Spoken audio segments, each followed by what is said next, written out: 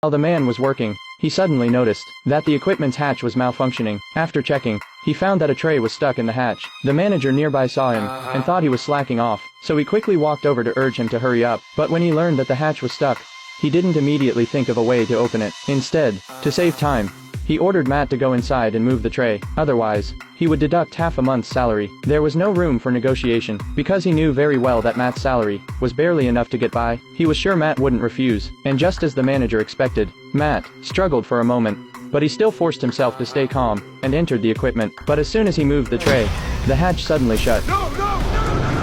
Matt's co-workers heard his cries for help and rushed over, trying to pry open the glass door, but the arriving manager stopped them, because at that moment, the inside was filled with high-intensity radiation. Opening it recklessly would absolutely kill everyone, so they waited until the radiation completely dissipated, before sending in a robot to drag Matt out. As for the company's follow-up arrangement for Matt, they simply informed him that he had 5 days left to live, along with a bottle casually tossed by the robot. What was even more infuriating was that when the company's president learned about the incident, he merely instructed the manager, I don't want to replace the bedding in there. Just get him out.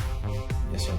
Before leaving, he urged the manager to resume production as soon as possible, but he didn't realize that his coldness would cost him dearly. After Matt was kicked out of the company, he ran into his good friend Nick on the street. Matt told him about his ordeal. Nick felt deeply sorry for him. Although he couldn't save Matt, he knew someone who could help him take revenge. So that night, they went to see the scientist Jerry. After hearing Matt's story, he took an exoskeleton suit from his warehouse. He explained that once it was connected to Matt's nervous system, Matt would become as powerful as a robot. But whether the experiment would succeed, Jerry couldn't guarantee. His friends wanted to persuade Matt to give up, but at this point, Matt had no other choice.